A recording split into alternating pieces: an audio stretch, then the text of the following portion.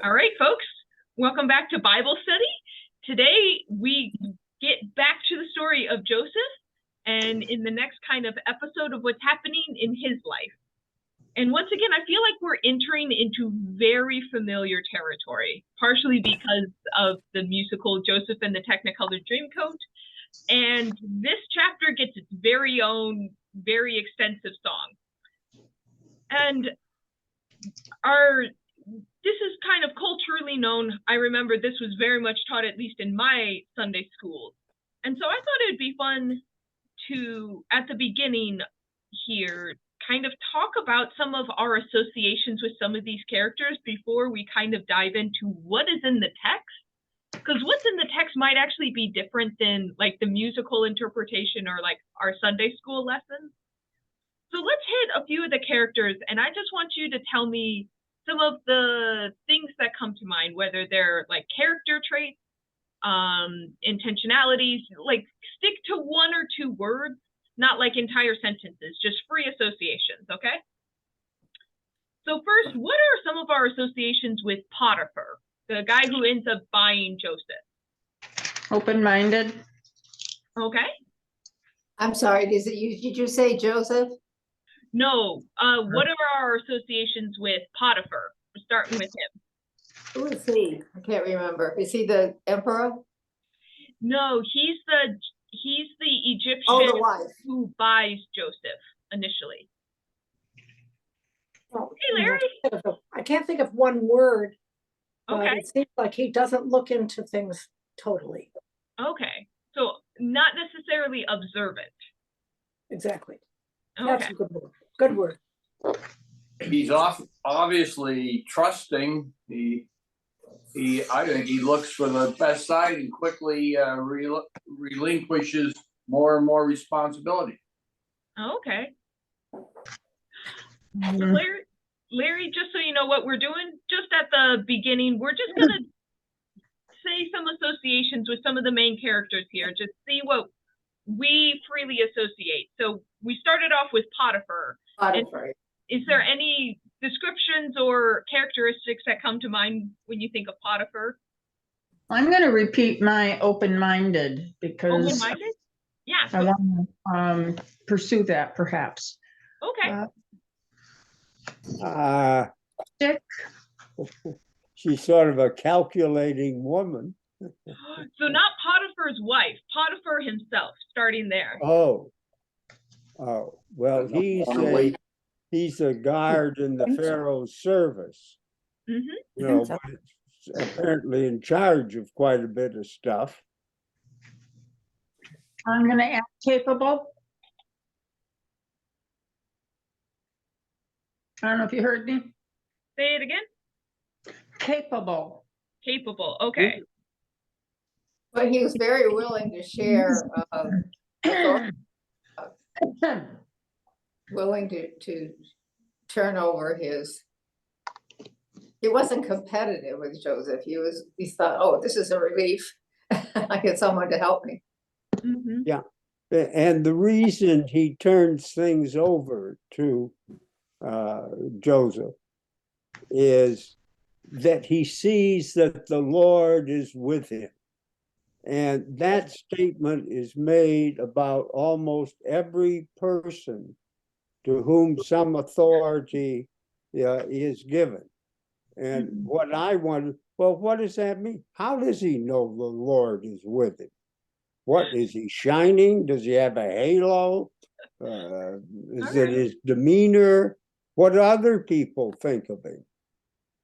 Is he the only one that thinks the Lord's with him? Do the other people all agree with that and let him do what he wants, or what? Mm-hmm. Well, and why do Egyptians know about the Lord? Yes, yeah. Well, Potiphar kind of likes an easy life. He's turned all his work over to Joseph. I want to talk about the Lord with them somewhere today. So I want to go on with, Larry's thought, but back to Potiphar. There's so many positive things about him that, he's not threatened by a younger or I can't come up with a single word, but seeing the potential of a slave and not being threatened by that, but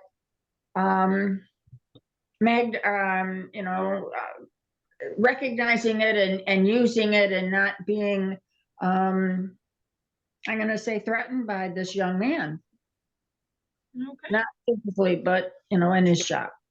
Mhm, He was vindictive toward the end of the story. mhm. Yeah. Because of the setup of his wife, but yes. I don't want to lead us astray, Chris. You're trying to do something here. No, it's all good. So great. That was actually perfect. So we have like a little bit of our associations with Potiphar himself. What about Potiphar's wife? Notably, so I do, just in case you ever Google this, the Hebrew text never gives her a name. However, if you Google her, she does have a name because the rabbis, when writing about this text, named her, and then the Quran took it up. So this story is told in the Quran, and some of the things, if you Google it, you will get Quran interpretations, not biblical interpretations, and they will use the name that she's given, and I forget what it is offhand. Just note that if you ever Google it. So, Potiphar's wife. So what are some of the things we associate with her? Manipulative. Something in my interpreter's Bible refers to a term that I can't find, but it seems to me as though she is lower class from what the interpreter says. But she certainly isn't loyal to her husband. No. She likes that handsome boy.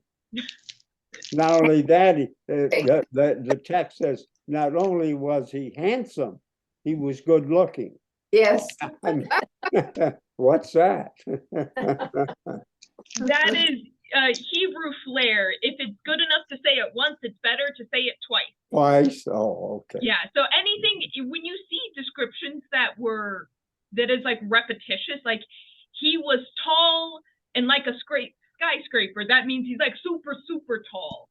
Or if she was gentle and like Like a lamb.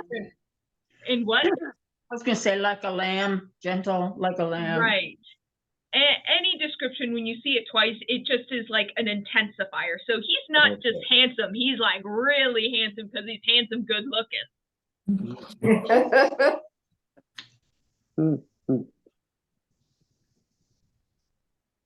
Any other associations with her?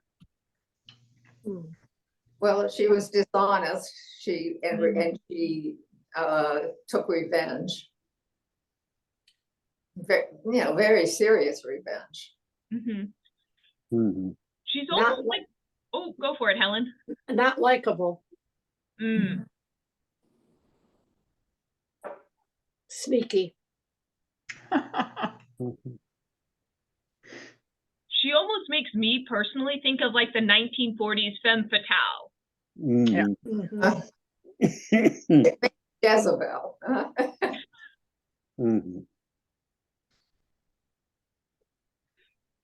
It's almost a shame that we have this association of Jezebel being a seductress, because of Queen Jezebel's many sins, none of them are actually her being unfaithful, which is wild and kind of funny.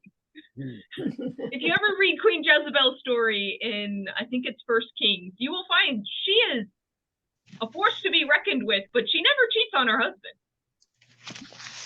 One of the funniest associations. All right, so let's circle around to Joseph. Before we call Joseph basically a little brat for how he was acting around his brothers, what are the associations we have with them in this story? Oh, he's sterling. Absolutely sterling. Sterling, okay. Mary Ellen, what were you going to say? Well, Sure. He's grown up, he's mature. but he's very self-confident. he is also opportunistic. When he sees something to his advantage, he does take advantage of it. Mhm. He's ambitious and he's a survivor. Mhm. Yes. Favored by God. Well, yes, he knows that he's favored. And he's also very loyal. He was not going to sleep with this Potiphar's wife. He thought that was wrong. A little forgetful to leave his robe. Well, She had a hold of it. grabbed it. Mhm. I think he's a little full of himself, even though he's loyal and competent. In the story, he appears to be humble too. I don't know what gives me that feeling. There's no particular part, but it just strikes me that he's probably humble. He's so good, he has to be humble too. He doesn't seem humble to me. Doesn't he? There. All right. Well, I think that gets us like all of our main characters at least. Let's dive in and kind of pick some of this apart and see what's there. So I will admit, because the word is up at the beginning, I'm going to throw a wrench in things, and we're going to wrestle with it a little bit. So in verse 1, we see that Joseph was taken down to Egypt, and Potiphar, an officer of Pharaoh, the captain of the guard, an Egyptian, bought him from the Ishmaelites and brought him down there. Now, there is one word here that is interpreted in a very specific way that has many meanings. And the word there is translated in English to be an officer of Pharaoh. Now, I'm going to share screen. Here we go. So I finally got my translation program on my work computer so I can show you all. So you can see the word here, officer. The Hebrew is down at the bottom. You can see the pronunciation, and to the left is the translation of the word right here. A eunuch of Pharaoh. Okay.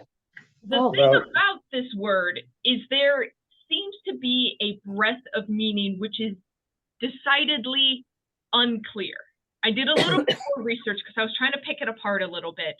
This word comes from the Assyrian Empire. They commonly had eunuchs in their court. There's a debate of whether or not they had eunuchs in Egypt. That is a whole different discussion. But Potiphar here is described as a eunuch, which could mean he was, in the traditional sense of our understanding, a castrated man, or there seems to be a little bit of like he is a high court official. So there is a question of whether this is just an impotent man, whether this is just a high court official and the word covers the breadth of meaning, or if he was a eunuch in our modern understanding of eunuchs. Okay. That might give Potiphar's wife a little excuse. Say more about that, Larry. Well, if her husband's a eunuch, she certainly, I would think that gives her at least some license to seek some sort of male companionship elsewhere. I'm assuming that it was probably an arranged marriage, but if everybody knew he was a eunuch, why would they have him marry somebody? It doesn't make sense. Sometimes wives were both status symbols and also a function in the household. Okay.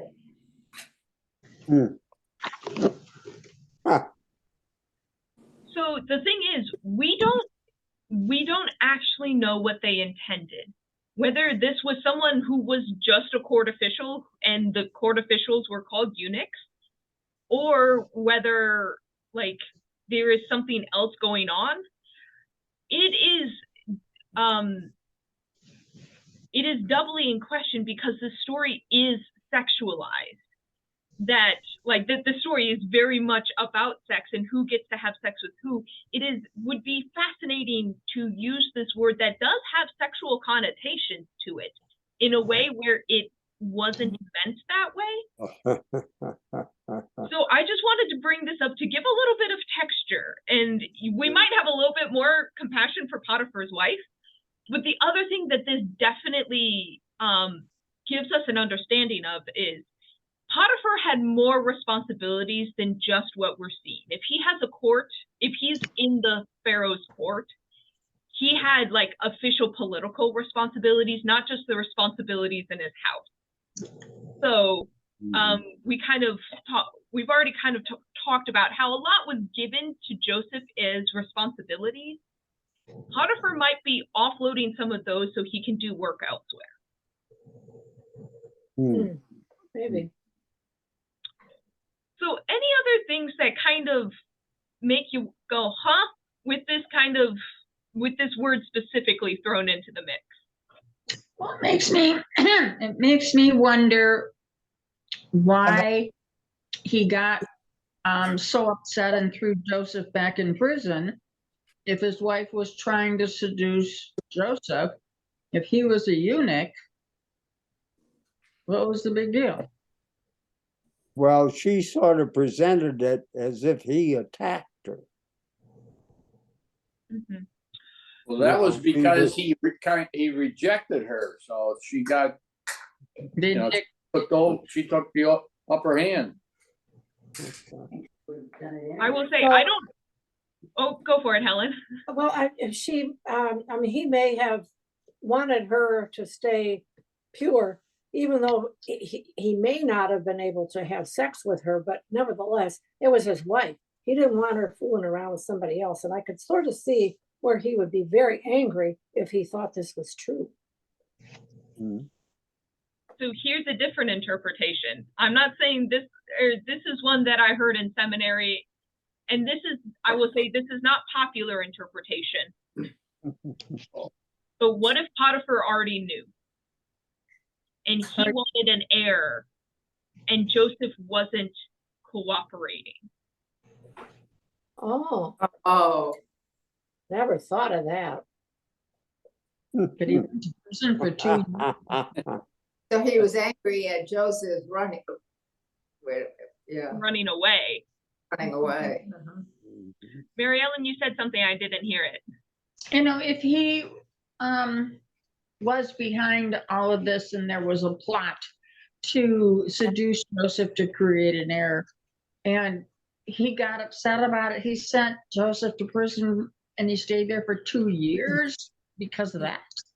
I mean, he lost a lot when he sent Joseph to prison. He lost his right-hand man. He lost the man that he had given a lot of responsibility to. I don't know, I'm just not buying it, so. Okay. And everybody would have known that it wasn't his child if he was a youth.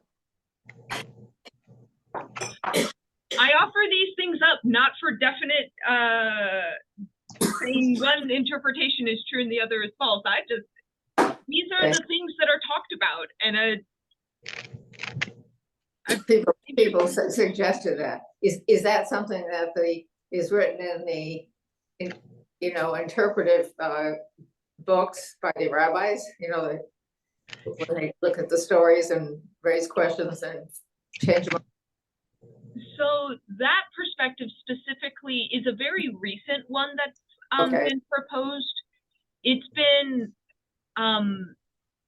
talked about in recent years in trying to understand more about how eunuchs are talked about in scripture.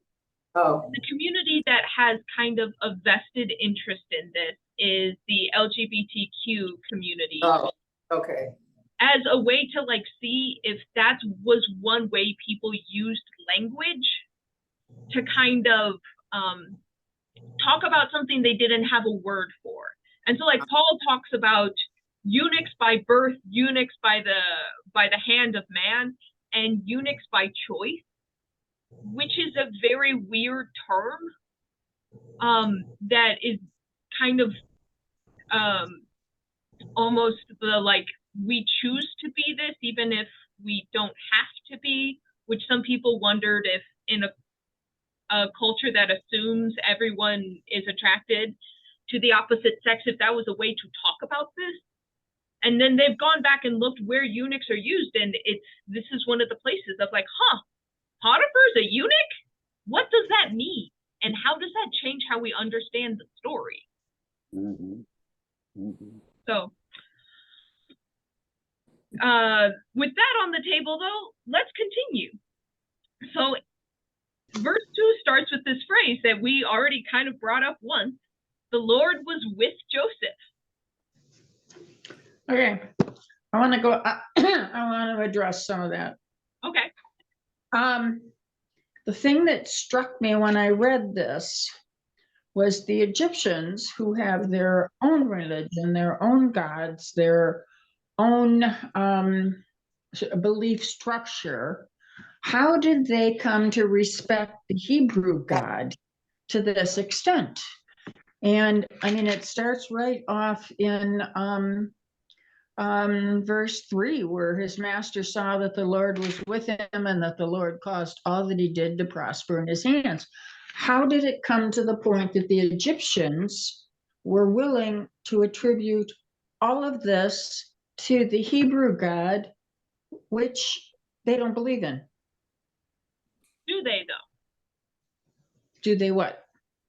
So, I'm going to once again give a corollary story that is related to some of the people I knew in college and how they talked, specifically the friend I have in mind, or more of an acquaintance. He was from Nepal, and he kind of laughed at a lot of Christian missionaries in India and Nepal for not understanding the culture because they have pantheons of gods. And so there was once he posted a picture, and what it was a Hindu shrine, and it had Hindu gods on the bottom, but on the top of the shrine, at like the highest place, was a cross with Jesus on it.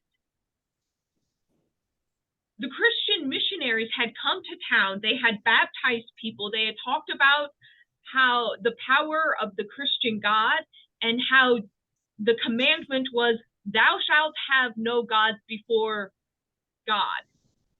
And they understood it to mean, oh, okay, so if we want the power of this God, no gods come before this God, but we can have gods after this God. And so that just means it has to be the highest one on the shrine. We don't have to, they didn't throw out the other idols. They just put Jesus at the top.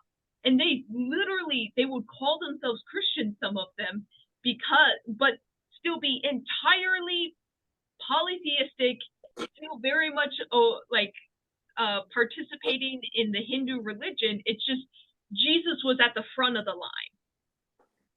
And they didn't fully know that there was actually a cultural type, like a type where Hindu yogis would come to town, they would preach for a session, they would like teach people a ritual, and then leave and go to the next town. And this is exactly what the Christian missionaries did. They came to town, they did the ritual, and then they left, and the people just adopted it into their religion, not seeing that there was any conflict at all. So where we see a very monotheistic view of the world, where to believe in our God means all the other gods are fake and delusions of the imagination, Egypt had a pantheon. Who's to say that the Hebrews didn't also have a God, and this guy seems to have brought God with him? Well, they did, didn't they? Have household gods and Yeah. Evidently, they can't to get rid of them, but the Canaanites were had all sorts of household gods, did they not? well, there is a kind of a weird overlap where you don't quite know where a household god ends and just having reverence for your ancestors begins. There's kind of a middle ground. where ancestors can be mythologized and slide into the realm of household gods. Sometimes we see household gods and really it's just more having reverence for your family. There's some squishy area there.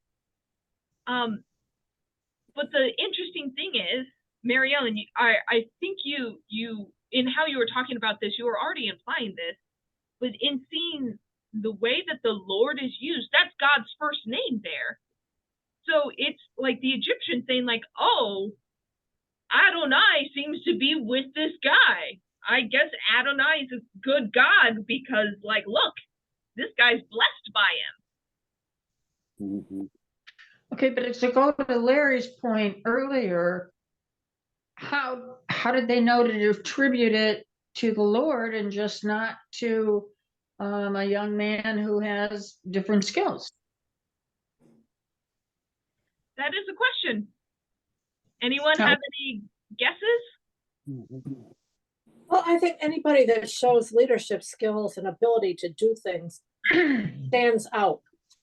And he was willing to take on all kinds of tasks and showed that he was able to do it. And probably that showed up against a lot of people that don't do that. Mhm. Now, was God more with Joseph than he was with the other brothers? Was he, I've forgotten, did he got his father's blessing, even though he was the youngest? So far there has been no official transfer of blessing from father to son. However, the way that this is used is the same language as we've seen it when the kind of the covenant and the blessing transfers from one to the other. This is the same phrase. So it kind of assumes, yeah, that if God is more like in one place and traveling, God is now with Joseph. Like no longer exactly with the brothers, no longer with Israel. God's traveling with Joseph right now. The one thing I would put forward, and this is just postulation, there's a chance that Joseph talked about his personal beliefs. Mm-hmm. That the way that the Egyptian found out about it is because Joseph talked about his God and his beliefs. Mhm. Mm-hmm.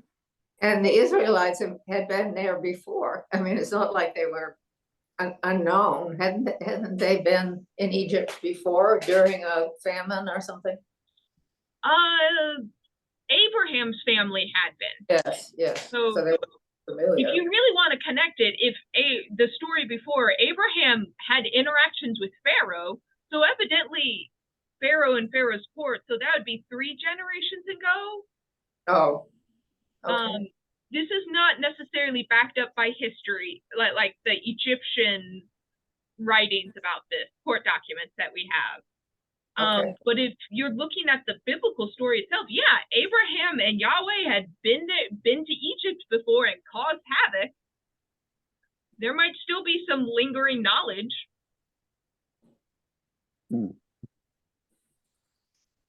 Well, I'm listening to the point that you made that Joseph may have talked about his Lord incessantly enough that they were familiar with Joseph's beliefs in the power of the Lord. And if he had set the stage kind of thing for some of this, it makes a little bit more sense to me that then they were agreeing with him that the power of the Lord really was with him.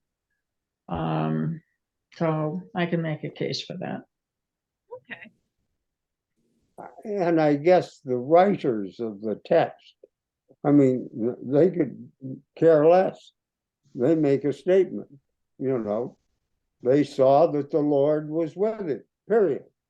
Mm-hmm. That meant they did. So why, how, what, who cares?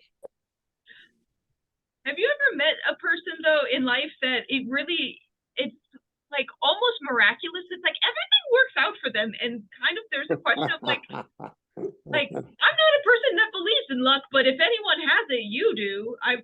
Have you all met those folks? Yeah, but I've met the opposite too.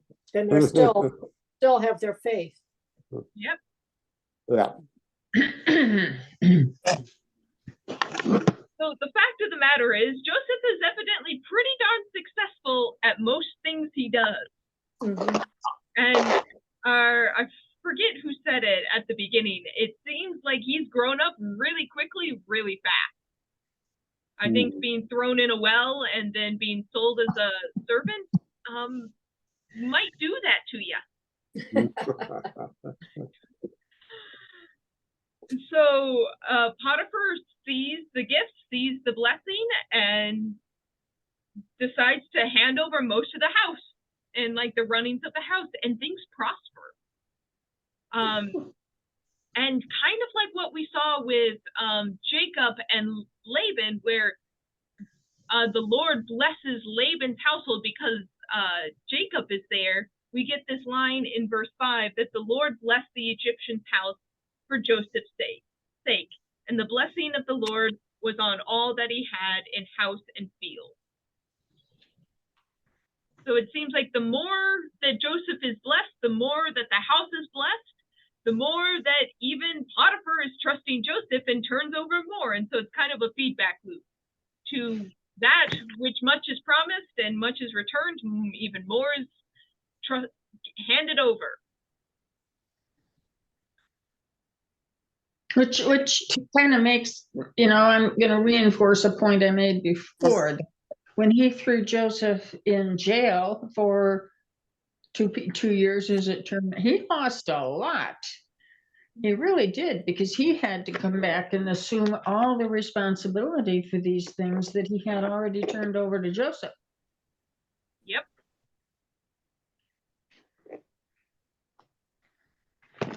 I thought it was cool that the only thing he had to worry about is what he was going to eat.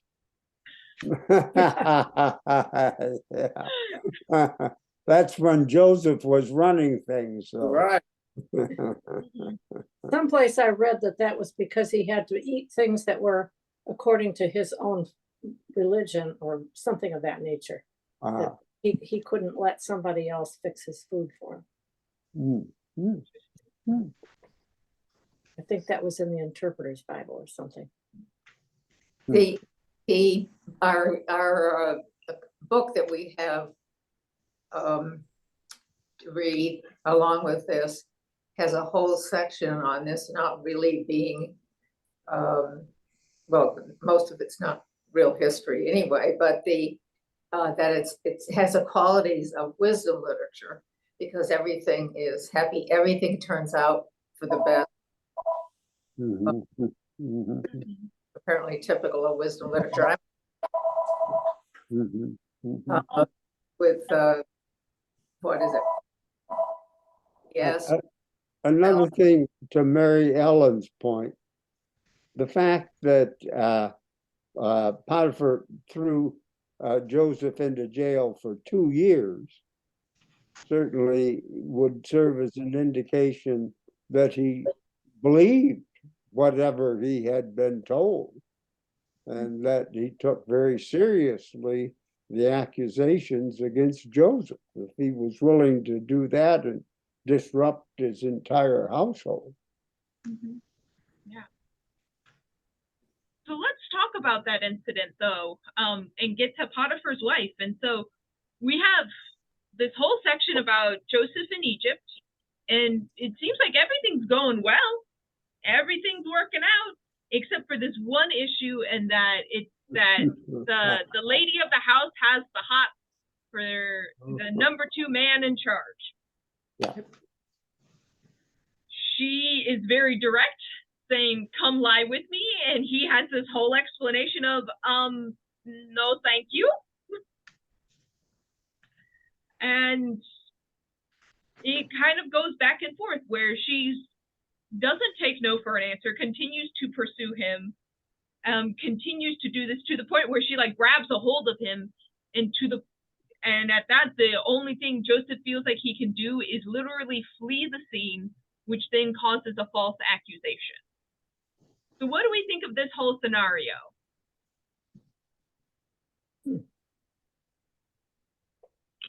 Well, the woman is obviously not giving up. She's going to pursue it till some end. And she feels she's very powerful, that she has the ability to keep putting him in this position, to keep after him, that she's not concerned about, being found out at that point. She's doing it in front of her servants, and she feels like she's almost all powerful in the situation.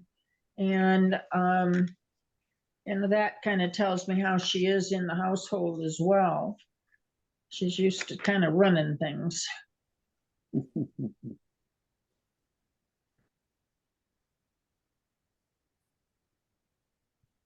I think this is an interesting case study to kind of think about some things that have come up in like recent years when we've heard a lot of cases of people in high positions using their position to put the people below them in basically a no-win situation. Yep. Do you endure the harassment and kind of continually try to push it off? Do you capitulate and do something against your morals, but in the end would like keep you in the life that you're living, in the situation where things are like that are prosperous, except for this one annoyance thing? And how do we hold people in positions above us in a place of accountability? Because she is throwing her weight around as the lady of the house, and he is a servant. So he is telling her no for moral reasons, but in a way, she expects this servant to do what she says. And this is the one time that the Lord doesn't seem to be with Joseph. Correct. Right.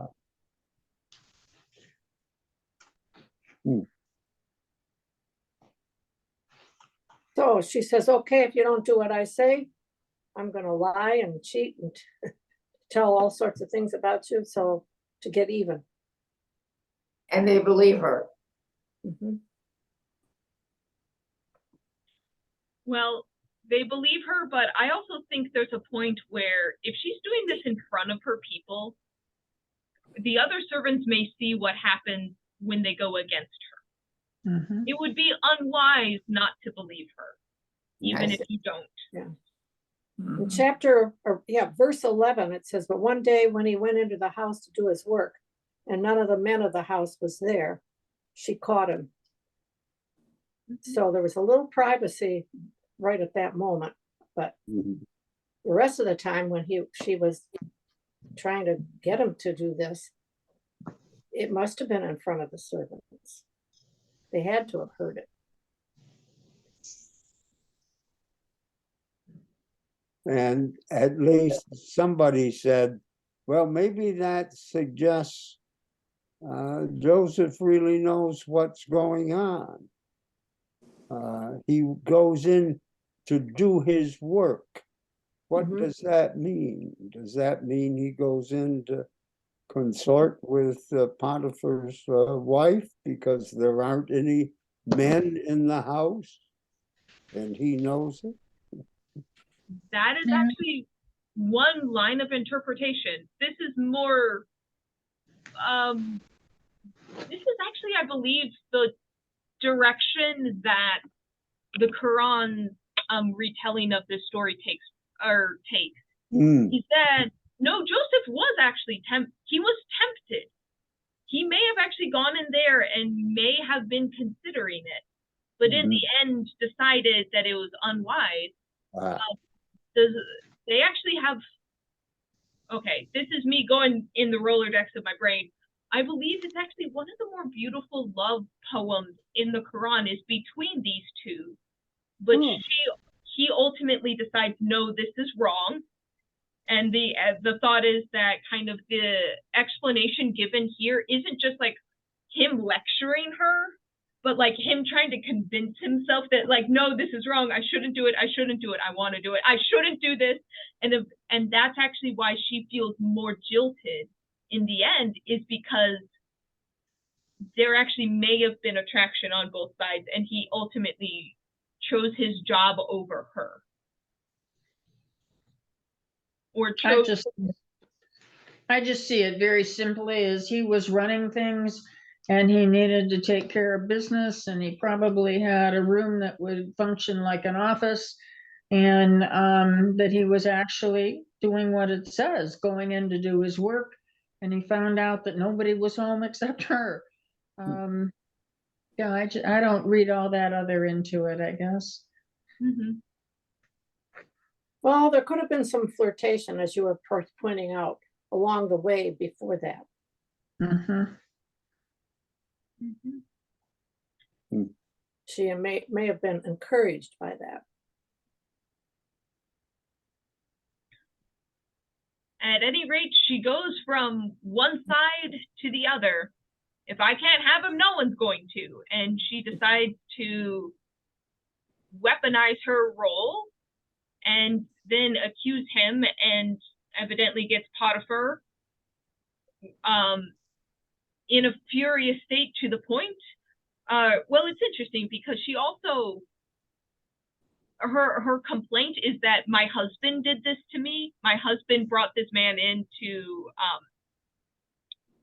insult me. And that the term insult me has kind of an innuendo meaning, where that's often used as like, once again, we've seen it in other places used to mean not just like, oh, you're fat and ugly kind of an insult, but insult as in like insult to honor, which is kind of the implication of like to assault me.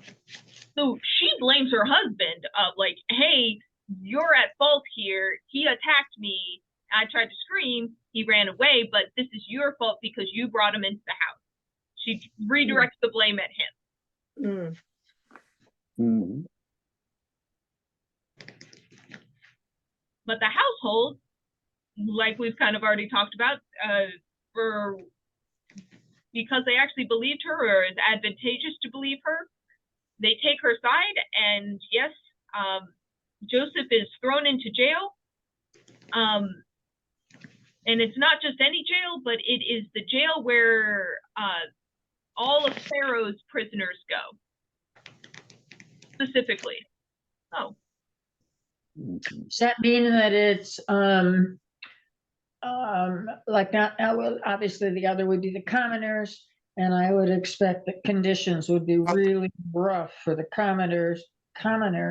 Maybe this prison is kind of like some of our federal prisons, where the inmates have more privilege, have more freedom to do things, and it's a little higher class as far as the amenities go. And it provides Joseph with an audience that is going to be looked at favorably. These are all going to be associates of the Pharaoh. So when Joseph starts interpreting dreams and doing other things, people are going to look upon it as favorable. So yeah, to Mary Ellen's point, I actually don't know. I don't know if we actually have any records of that. That seems like an accurate, like a good estimation, but it also kind of, to Larry's point, it does indicate the type of people that are there and the type of people that Joseph's going to be talking to. And that becomes very important very quickly. Yeah. Yes. And if he were thrown in with the commoners, there'd be nobody to hear his story or see his abilities. It would be, just kind of a very rough existence. Yeah. And it seemed like when he took over for the chief jailer, like there was actually something to take care of, whatever the chief jailer turned over to him. So. Yep. Yeah. So yeah, things are turned over, and once again, the Lord is with Joseph. The Lord may have not been with Joseph during the debacle with Potiphar's wife, but the Lord is still with Joseph in jail. And once again, Joseph seems to prosper. It's noticed, and things are put under his control. So it seems like no matter whether he is a servant in the household or whether he is in jail, he is making do with the best he has. Yeah.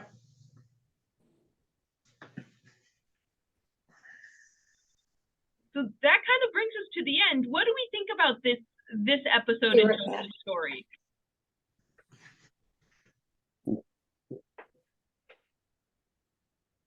How have things changed? How is Joseph kind of like, how is he evolving? What do you see going on here? Well, he changed from the brat, the younger brother who was an absolute brat, flaunting his blessing and just being obnoxious to his brothers. Here he's a man of his own. He has established a relationship with the Lord where he trusts the Lord. And as we talked about before, may have talked about the Lord enough that they recognize the Lord, and he's become a man and is continuing to function. All the things that I ridiculed him for when he was a boy, seem to have been dealt with, and he's matured with his circumstances.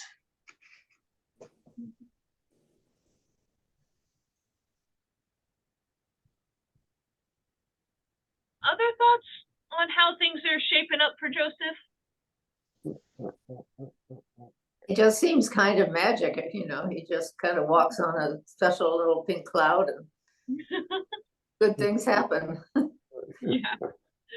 Gary, you look like you're gonna say something. I had to put you on mute though. So here, Gary, hold on. Gary. The phone was ringing, so I put you on mute. Unmute yourself now. On Zoom? Sorry about that. No, when you're that house phone with the spam calls coming in. Yeah.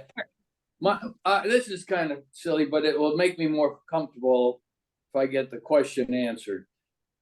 This garment, is this always the same coat of many colors? Because it seems to be different names, and it just always kind of showing up in the story. So a good eye for that parallel there. That the brothers take the coat of many colors off of him. Right. This is a different garment, but it's still like in his moment of peril, he's like stripped of his outfit. Yeah. So Yeah, Larry, okay. are you gonna add in? Yeah, well, the brothers took the coat off him when he was in the pit and dipped Right. it in blood and sent it back to his father to prove that he'd But been then- eaten by a wild animal or something. But then the garment was left behind again to kind of substantiate her story about how he had Absolutely. I've been wondering what kind of garment it was he left. That would seems like if it was a cape, well, or something like that, wouldn't seem like, but it must have been some kind of garment that seemed to Maybe his top. to support Potiphar's or her story, not Potiphar. If it was his pajamas, he's in trouble. Yeah.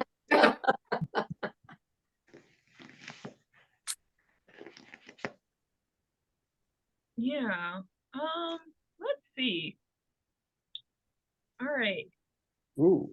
Oh, sorry about that. Well, I'm going to switch screens anyways. I just typed in Egyptian commonwear. It looks like, while some people only wore kind of the bottom piece of clothing, it looks like in some of these depictions, there's some kind of shawl-like thing. Yeah, that could have been pulled off. Yeah. Yeah. That's well, there's a lot of assumptions you could make though, but woo, my video is going crazy there. So yeah, that's kind of in the ancient world. I mean, you know, clothing works differently. So, I don't know. Evidently, it was something that was grabbable, or if he was wearing a tunic, evidently did like one of these and like ducked out of it. But either way, didn't look good. Larry, what's up? Something that came to my mind thinking about, are these true stories or what? The fact that there's allusion to a similar story in the Quran. Now, does that lend credence to the fact that these were actual people with bona fide histories, or is it just somebody copying somebody else's story? So,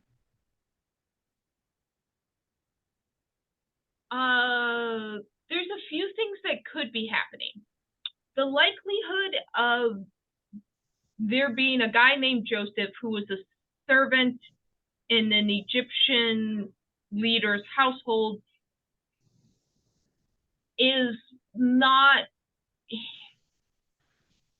Most people don't assume that this is history. I'll say it that way. Okay. That said, there is probably a dude who was a servant in a rich man's household who had some of these things happen. There's kind of an assumption that there is a core of truth here. This is probably about actual people. But if it was actually in Egypt and actually the Pharaoh's guard, that's where people start to question. In a similar way that a lot of archaeologists have always been searching for evidence of the Hebrew people in Egypt, and it is frustratingly absent. But also we're talking about the Hebrew people who were servants, and why would the upper crust Egyptians write about servants, even a mass exodus of them? And so, but this fact is so integral to the story that there's probably an exodus of some group of servants from Egypt that had some kind of interaction. So once again, it seems like there's a core to the story. It's just like we don't know how much has been embellished around it. I forgot my second point here. Larry, what was your question again? Well, the fact that the story appears in diverse sort of publications, the Quran and the Bible. So the relationship between the Quran and the Bible and the Hebrew text is really fascinating, and I could have like a whole discussion about that at a later time. The short of it is that Muhammad came well after the time of Jesus. The understanding from like a Christian perspective of how these stories appeared in the Quran is different from their own self-understanding. So by their self-understanding, the stories were direct God telling them to Muhammad, Muhammad repeating them, Muhammad's followers writing them down. The way it was taught to me is kind of a way to understand it is all of these stories were culturally told. He lived in a time where Christians and Jews would be in the taverns, would be in the trade routes. They were at the point where they were spreading out. And Muhammad grew up in a trade route. And so the people at the bar told stories. And so some of the stories are very close, some of them very wildly, and some of them are almost like Talmudic in the sense that they have a lot of imagination built around the skeleton that we have. And so it's almost like he internalized the stories and then put them out in his own way. So it is likely that the stories that are common between those two is because Muhammad heard this version. And that's kind of the assumed relationship is these stories by the time Muhammad was living were kind of in the zeitgeist, kind of built upon them. Okay. So to say more than that is to go into a very deep and like discussion of many moving parts and kind of the relationship between the religions. But there's a lot of shared characters notably the Quran is not written in the same way that our text is written, and it's not chronological in kind of like, here's where it starts and kind of moves through in like how we've arranged it. So there's like a different point and a different emphasis to those texts. So very interesting though. The Quran is very beautifully written. If you ever have a chance to read translations of it, it is beautiful. So, any other thoughts about this story? All right. Well, what did I hear? Someone start to say something? All right. If not, I think it was just me that it's an easy, enjoyable read. Right. A lot more action in this one, eh? Yeah, I like this. All right. Well, the action will continue for the next few chapters as we kind of see Joseph goes from one place to another, and it's keep in the back of your head of whether this is like a sense of destiny that like Joseph had to be in jail in order to get to where he's going, or if this is just God working with humans and like making the best out of the situation, kind of more in a partnership of making the story together versus does God need to hit certain plot points so like they have to go through the valley to get to the mountain. So just something to keep thinking about as we go through the rest of the story. Okay. All right, but with that, let us close with a word of prayer. God, in our text today, we see that the Lord was with Joseph and he prospers because of it. Lord, we always rely on you being with us too. And that you building lives for us where we as well prosper. We know sometimes it feels good when we feel like the head of a household, like we're entrusted with much and everything's going exactly how we expect it to. And God, sometimes it feels like we've been thrown in jail and everything comes crashing down. And yet we see that you are with Joseph, whether he is on the top of the world or in the depths of the prison. And so God, we trust that you too are with us, helping us make the best of situations, helping us to prosper and find meaning, whether it is when we're experiencing the best of things or struggling in the depths of it. So I ask that you bless this group, that you may always be with them, journeying with them through every peak and every valley. We pray all these things in the name of Jesus. Amen. Safe travels to Gary and Joe this week. Thank you. Thank you. Thanks, Chris. Thank you. Of course. Thank Thank you. See you next week. We'll try to connect down south. All right. Sounds good. Take care, everyone. All Bye-bye. right.